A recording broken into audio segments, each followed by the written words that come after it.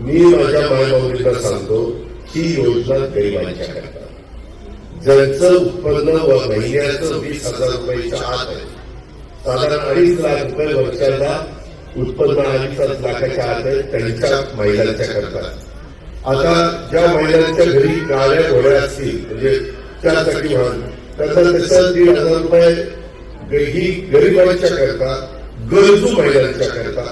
आता जानेवारीपासून बाकीच्याही रकमा ह्या वेळच्या वेळेला देण्याच्या बद्दलची जबाबदारी सुदैवाने राज्याचे मुख्यमंत्री देवेंद्र फडणवीस आणि या एकनाथ शिंदे सगळ्यांनी माझ्यावर टाकलेली. कारण अर्थ विभाग, महिला बाल विकास निधी देतो, मग महिला बाल विकास आमच्या महिलांच्या पर्यंत त्या रकमा पोहोचवतो. मी सरकारमध्ये प्रतिनिधी या नात्याने महिलांचं सक्षमीकरणावर जास्त भर देण्याचा प्रयत्न केला आणि त्याच्यातच लाडकी बहीण योजना पुढे आली, त्याच्यातच इतर काही योजना पुढे त्या ठिकाणी आणल्या आणि त्याच्यातून एक चांगलं समाजामध्ये वातावरण तयार झालं. डिसेंबरचे पैसे पण मला वाटतं ह्याच महिन्यात सगळ्यांना मिळाले असतील. थोडा उशीर झाला, आचारसंहितेच्या काळामध्ये आम्हाला काही मर्यादा आलेल्या होत्या, परंतु डिसेंबरचे पण रक्कम माझ्या मायबाबूंच्या डिग्रीला गेली असेल.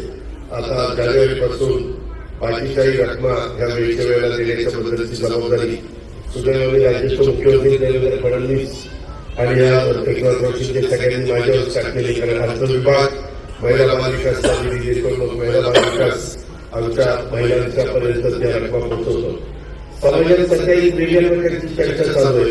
काही जर या योजना बंदच करणार, त्याच्यात काही करायचं वेगळंच करणार. मी माझ्या मायबाबूंना सांगतो ही योजना गरिबांच्या करता, ज्यांचं उत्पन्न महिन्याचं 20,000 रुपयाच्या आत आहे, साधारण 2.5 लाख रुपये वर्षाला उत्पन्न 2.5 लाखाच्या आत आहे, त्यांच्या महिलांच्या करता. आता ज्या महिलांच्या घरी गाड्या घोड्या असतील, म्हणजे 4 चाकी वाहन, त्यांना त्याचं 1,500 रुपये ही गरिबांच्या करता, गरजू महिलांच्या करता. माझ्या भाषेत सांगायचं झालं तर जी आमची खुरपणीला जाती, जी मोलमजुरी करते, जी दिवसभर कुठेतरी भाजी पाठीमध्ये घेऊन विकते आणि मग संध्याकाळी तिची चूल पेटते, किंवा फळं घेते विकते, केळी घेते विकते, किंवा काही जण आमचे झाड पोचता करतात, गुरं भांडी करतात.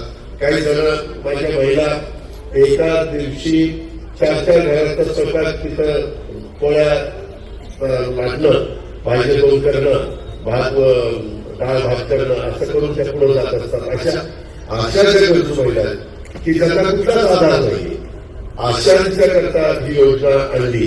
मधल्या काळामध्ये आमच्याकडे वेळ मर्यादित होता आणि त्याच्यामुळं काही विरोधक याचा बंद करणारे, ह्याचा काहीतरी करणारे काही करणार नाही. मी स्वतः अर्थमंत्री म्हणून तुम्हाला सांगतो ही योजना तुमची चालू राहणार. अशा प्रकारचा शब्द महायुतीच्या सरकारने निवडणुकीमध्ये दिलेला आहे. त्याच्यामुळे तुम्ही अजिबात काळजी करू नका.